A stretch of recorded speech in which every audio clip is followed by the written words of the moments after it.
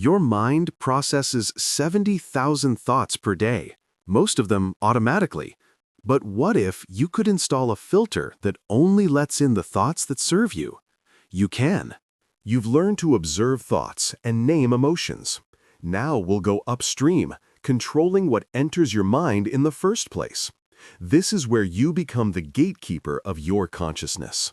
Your mind has a natural filtering system, but most people never learn to use it consciously. By installing a mental filter, you choose which thoughts get your attention and energy.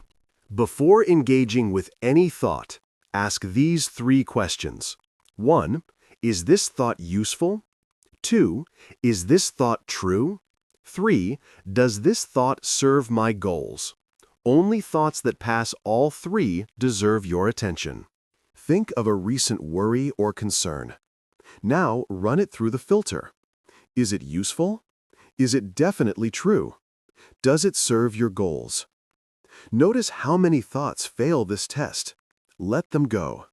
Apply this filter to everything you consume: news, social media, conversations.